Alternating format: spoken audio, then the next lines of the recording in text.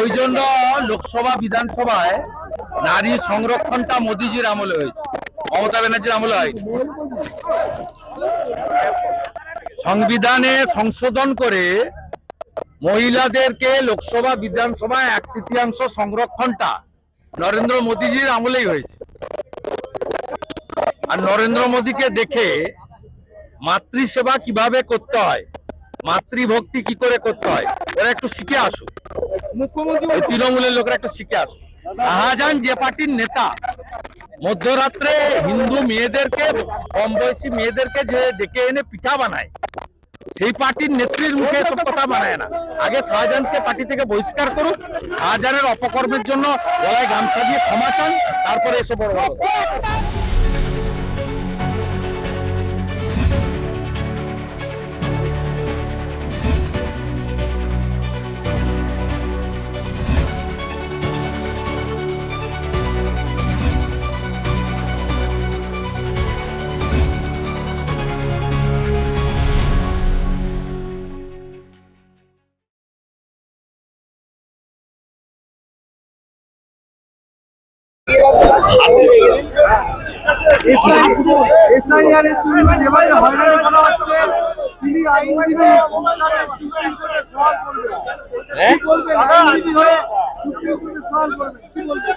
উনি এমন আইনজীবী, বার কাউন্সিলের ভোটার লিস্টে ওনার নাম নেই।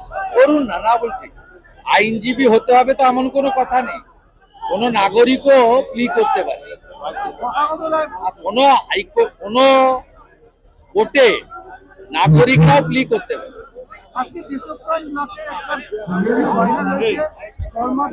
দেখুন, ওটাকে গুরুত্ব দেওয়ার দরকার নেই। ওটা 2021 সালে পুরনো, এবং বেচারিকে ফাঁসিয়ে লাভটা কি, স্লিপ অফ টাং হয়ে গেছে।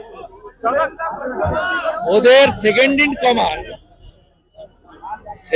কমান্ড ডায়মন্ড হারবারের সাংসদ যদি শুভেন্দু অধিকারীর বক্তব্য শুনিয়ে সভা করেন, আর ওদের ছোটখাটো ব্লকের নেতা, অ্যাসেম্বলির নেতা, তারা আমার নাম ধরবে, এতে আর কি। সারাক্ষণ যদি মাথার মধ্যে ঘুরে বেড়ায় বিরোধী দল নেতা, বিজেপি, শুভেন্দু, তাই হচ্ছে প্রকাশ। আজকে বলেছেন যে পরবর্তী মুখ্যমন্ত্রী হিসেবে শুভেন্দু অধিকারী। আমি এসবের মন্তব্য করব। ভারতীয় জনতা পার্টি একটি কালেকটিভ ইউনাইটেড পার্টি। এর সর্বোচ্চ নেতৃত্ব আছেন, নির্বাচন মন্ডলী রয়েছেন। তারা আমাকে যেভাবে নন্দীগ্রামে লড়িয়েছেন, আমাকে যেভাবে ৭৭ জন বিজেপি এমএলএর মধ্যে থেকে বিরোধী দলনেতা হিসাবে বেছে নিয়েছেন, এই বিষয়গুলো তাদের উপর ছেড়ে দিন। এখন সবচেয়ে বেশি প্রয়োজন এই মহা জঙ্গল রাজকে শেষ করা। বিহারের জঙ্গল রাজ শেষ হয়েছে, পশ্চিমবঙ্গের মহা জঙ্গল রাজকে শেষ করাই অগ্রাধিকার হওয়া উচিত। এদিকে ওদিকে, সামনে পিছনে কোনো আলোচনায় যাবেন না। লক্ষ্য স্থির রাখুন অর্জুনের লক্ষ্যভেদের মতো। তাই এই সভার নাম পরিবর্তন সংকল্প সভা। আমি সুর বেঁধে দিয়েছি, জয়ের লক্ষ্যে পরিবর্তনের সংকল্প নিয়ে জোট বাঁধুন বাংলার জনগণ। সনাতনীরা জোট বাঁধুন, আদিবাসীরা এগিয়ে আসুন, শিক্ষিত রাষ্ট্রবাদী মুসলিমরা আমাদের সঙ্গে আসুন। আমরা পশ্চিমবঙ্গকে বাঁচাতে চাই। নরেন্দ্র মোদীজি মেট্রো রেলের উদ্বোধনের দিন দমদমে এই লাইন ঠিক করে দিয়ে গেছেন। এটাই হোক আগামী দিনে এই বাংলার লাইন। টাটা মোটরসের একটি শোরুমে তৃণমূলের স্থানীয় নেতা বাস লাঠি নিয়ে আক্রমণ করেছে। বিজেপিকে আমাদের 7th পে কমিশন দেবে। আসামে বিজেপি সরকার 8th পে কমিশন করে দিয়েছে। সুপ্রিম কোর্টে মামলা পেন্ডিং আছে বলে এখানে আমি বলি, আপনারা জিতবেন, গিয়ে আপনার হক অধিকার। কর্মচারী, শিক্ষক, পেনশনাররা প্রত্যেকে কেন্দ্রীয় হারে দিয়ে পাবেন। আপনারা সিপিএম কে ভোট দিয়ে ভোট ভাগ করবেন না, একসঙ্গে ভোট দিন, ভারতীয় জনতা পার্টিকে ভোট দিন। আমাদের অপারেশন সিঁদুরের সময় বামপন্থীরা মিছিল করে পাকিস্তানে বোম পড়লো কেন, জবাব চাই, জবাব দাও। কিন্তু পাহেলগামের ঘটনা নিয়ে মিছিল করে না। দীপু চন্দ্র দাসকে নিয়ে একটা মিছিল হয় না, ভেনিজুয়েলাকে নিয়ে মিছিল করছে। এদের কাজ হচ্ছে ভোট কাটা। ফরওয়ার্ড ব্লকের প্রার্থী এখানে ভোট না কাটলে সকল মজুমদার এমপি হবে। ব্যারাকপুরে দেবদূত ঘোষ ভোট না কাটলে অর্জুন সিং সামান্য ভোটে হেরেছে, তিনি জিততেন। শিবভদ্র দত্ত সামান্য ভোটে হেরেছে, ডক্টর সুজয় চক্রবর্তী ভোট না কাটলে। সব হিন্দু ভোট ভাগ হয়েছে। আপনারা বিভক্ত হচ্ছেন আর পিছনে দরজা দিয়ে ওরা কথা দিয়ে গেলাম প্রথম ক্যাবিনেটে কেন্দ্রীয় হারে মহার্ঘ ভাতা আর সেভেন্থ পে কমিশনের ঘোষণা ভারতীয় জনতা পার্টি। জগন্নাথ মন্দির দুর্গাঙ্গনের পর এবার মহাকাল মন্দির উদ্বোধন করবেন বিধানসভা নির্বাচনে। কি উদ্বোধন? এই ভাষাটা পরিবর্তন করবে বিপিএম। মন্দিরের উদ্বোধন করবেন। আপনাকে বলি, উদ্বোধন নয়, এটা ধাপ্পাবাজি।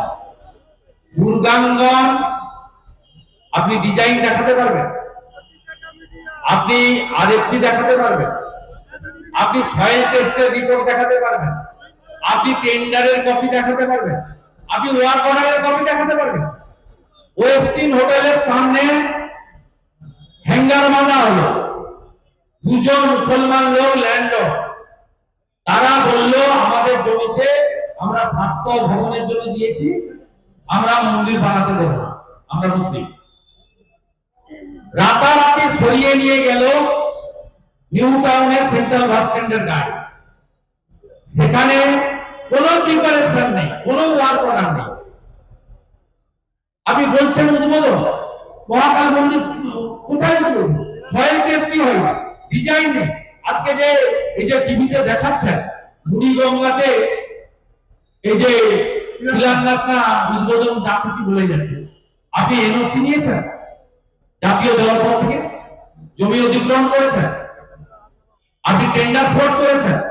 ওয়ার্ক অর্ডার করেছেন? নরেন্দ্র মোদী এসে মেট্রো ফিতা কাটেন আর পরের দিন থেকেই যাত্রীরা মেট্রোতে চলতে শুরু করে, আর উনি ঢপ মারেন। ভোট আসছে এরকম ঢপ অনেক মেরেছিলেন। 21 সালে বলেছিলেন ভালো পায়ে ব্যান্ডেজ লাগিয়ে ঘুরেছিলেন হুইল চেয়ারে, আর বলেছিলেন ডবল ডবল চাকরি দেবো। ডবল ডবল চাকরি কার হয়েছে? আলাপন বন্দ্যোপাধ্যায় হয়েছে, হরিকৃষ্ণ দ্বিবেদীর হয়েছে, মনোজ পন্থের হয়েছে, কোন সাধারণ বেকার যুবক যুবতী হয়েছে।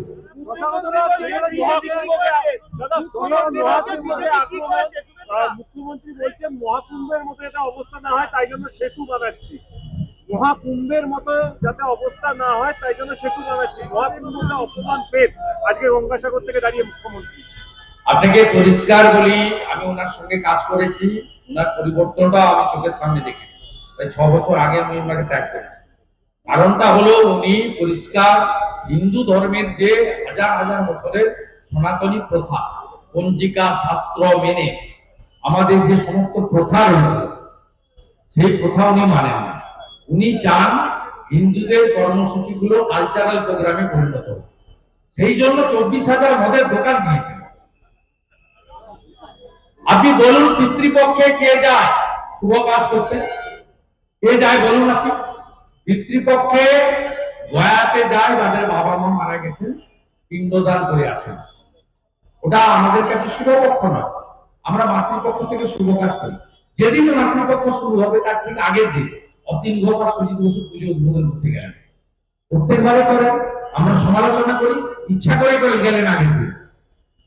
কারণ এটা তুমি মেসেজ দিতে চান 35%কে যে আমি তোমাদেরই লোক, আমি এত ছেলে পেলে সব পুজো করছি তাই ওদের কাছে যাচ্ছি, পিতৃপক্ষে যাচ্ছি। বৃষ্টি পড়লে ওনার ছাতা লাগে না, সাদা একটা কাপড় লাগে, ও সেই কাপড়টা দিতে হয় এমন ভাবে যাতে মনে হয় উনি হিজাব করেছেন, কানটা বাইরে থাকে, মাথাটা ঢাকা থাকে। এরপরেও আপনি বলবেন যে এই মুখ্যমন্ত্রী হিন্দুদের স্বাধীনভাবে ধর্ম পালনের যে অধিকার দিয়ে গেছে আমাদের সংবিধান, সে অধিকার আমাদের দিয়েছে। বিরোধী দলনেতাকে দুর্গা পূজা করতে, দোল পূর্ণিমা পালন করতে, রাস পূর্ণিমা পালন করতে, রথযাত্রা করতে হাইকোর্টে যেতে হয় কেন?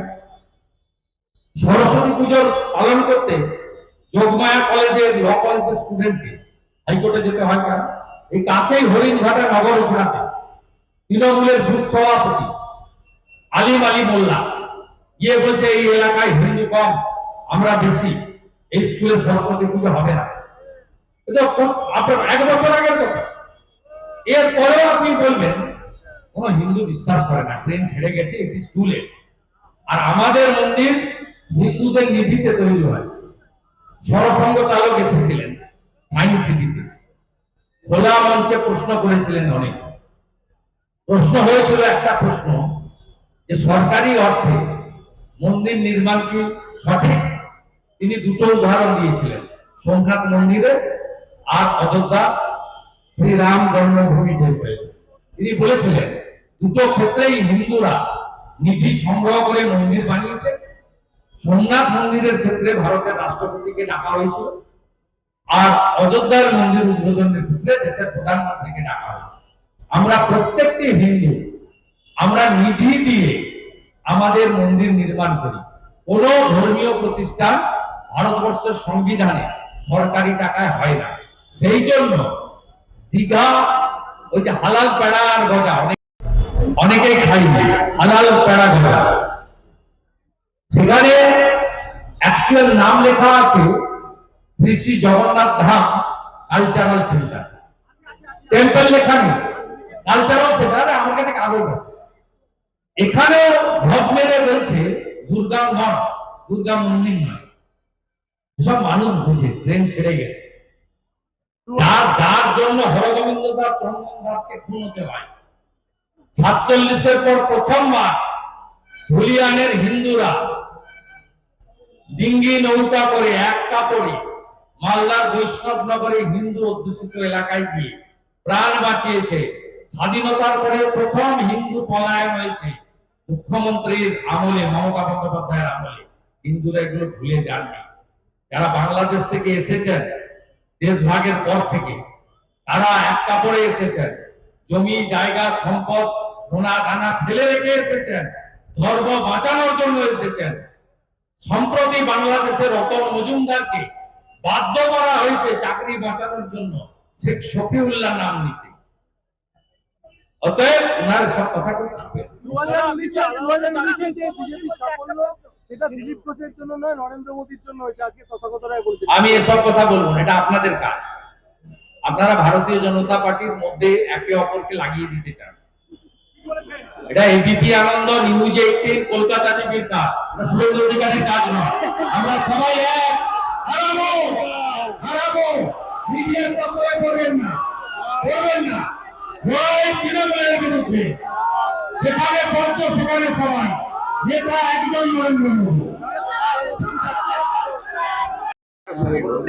বললাম তো, তুমি নিলে তো ভাই, আলাদা করে বারাসাত যাবো, ছেড়ে দাও। একটাই প্রশ্ন আমার, বলছি প্রসূন ব্যানার্জি আপনার নামে, প্রসূন ব্যানার্জি আপনার নামে যে এফআইআর কপিটা, তাতে কমপ্লেন বানানটা সেটাই ভুল করেছে, আপনাকে নিয়ে কুরুচিকর মন্তব্য করেছে। ও বলবো না, প্রেস মিডিয়া ওর সম্পর্কে বলার কোনো প্রয়োজন নেই, বলার কোনো প্রয়োজন নেই। মশা মাছি, আমি যখন ওই জেলাগুলো অবজারভার ছিলাম, পায়ের কাছে বসে থাকি, পায়ের কাছে। ওদের বলবো না, লড়াই মমতা ব্যানার্জির সঙ্গে, তৃণমূল কংগ্রেস, ওদেরকে বেশি গুরুত্ব দেওয়ার কোনো দরকার নেই। আমি সেদিন খুব লজিক্যাল প্রশ্ন তুলেছি। একটা লোক চাকরি ছেড়ে ভোটে দাঁড়িয়েছে, ভোটে হেরেছে, তারপরে সম্প্রতি তৃণমূল কংগ্রেসের কোঅর্ডিনেটর লিস্টে চাঁচল আর হরিশ্চন্দ্রপুরে তাকে পার্টি দায়িত্ব দিয়েছে, অথচ সে রাজ্য সরকারের পুলিশ ডিপার্টমেন্টের মাসে বেতন নিচ্ছে। ও তো রাজ্য সরকারের কাছ থেকে বেতন পায়, সে কি করে রাজনীতি করতে পারে?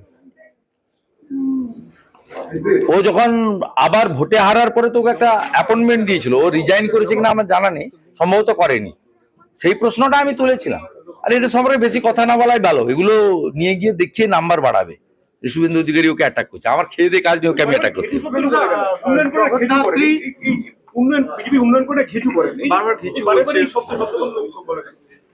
কি বলবো আর, ভালো ব্লিচিং ফিনাইল পাওয়া গেলে পাঠিয়ে দিন, মুখ ধুতে হবে। কলগেট দিয়ে মুখ ধোয়ার দরকার নেই, ব্লিচিং ফিনাইল দিয়ে দিতে হবে, দিলে হয়ে যাবে। হ্যাঁ, সে নামের স্পেলিং ভুল থাকতে পারে। দেবরা তো কেশপুরে থাকে, তাদের কিছু টেকনিক্যাল কারণে গেছে, অনেকেই ডাক পেয়েছে ইম্পর্টেন্ট লোকরা। তা তারা তাদের মতো করে বলে দেবে। একদিকে বলছে বন্ধ করে দেবে, দেব বাংলাদেশি মুসলিম অনুপ্রবেশকারী নয়, এটুকু আমি জানি। বাকিটা কি? একদিকে দাদা একদিকে বলছে এবার বন্ধ করে দেবো, এই যে আয়োজক না। সরকারি টাকায় কোনোদিন কোনো ধর্মীয় প্রতিষ্ঠান হয় না, করা উচিত না। সরকারের কাজ হসপিটাল তৈরি করা। শুভেন্দুদা, হিন্দু সনাতনীদের খবর দেখানোর জন্য জি মিডিয়ার সব অফিস উড়িয়ে দেওয়ার হুমকি, সাংবাদিকদের ব্যক্তিগত আক্রমণ করে থ্রেট করা হচ্ছে। মিডিয়া সঠিক পথে আছে, রাষ্ট্রের সঙ্গে আছে, সেই কারণে এই ধরনের ভারত বিরোধী শক্তির হুমকি আসছে। আপনারা আইনগত ব্যবস্থা নিয়ে রাখুন, কিন্তু আপনাদের চিন্তার কোনো কারণ নেই। 140 কোটি ভারতীয় আপনাদের সাথে আছে। Thank you. গণেশ কুমারকে যে অভিষেক গঙ্গোপাধ্যায় শ্রমিক ভোটারদের কোনো প্রোগ্রাম পুলিশ করতে দিচ্ছেন না, পুলিশ বাধা দিচ্ছে না, কোনো প্রোগ্রামে করতে দিচ্ছে না। আপনাকেও একাধিকবার করতে দিতে হবে। যে মূলত কোচবিহার জেলাতে এটা বেশি করে হচ্ছে। ইতিমধ্যে মিঠুনদার কর্মসূচি আমরা হাইকোর্টে গিয়ে করেছি। শ্রমিকদার সঙ্গে আমি কথা বলে নিয়েছি। আমি যে পদ্ধতিতে 104 বার করেছি সেই পদ্ধতিতে আমাদের ফলো করতে হবে। জানুয়ারি মাসটা, ফেব্রুয়ারি মাসে পরীক্ষা, মাইক বাজবে না, আমরা পারমিশন চাইতে যাব না। তারপরে ভোট ঘোষণা হয়ে যাবে, তখন নির্বাচন কমিশনের আন্ডারে থাকবে, তখন এইসব সাহস ওরা দেখাতে পারবে না। তারপরে মমতা ব্যানার্জি সরকার প্রাক্তন হবে। আজকে যে পুলিশ অফিসাররা, যে এসডিওরা আমাদের পারমিশন বাতিল করছে, মে মাসে তাদের সঙ্গে আমাদের লাল গোলাপের মধ্য দিয়ে দেখা। Thank you.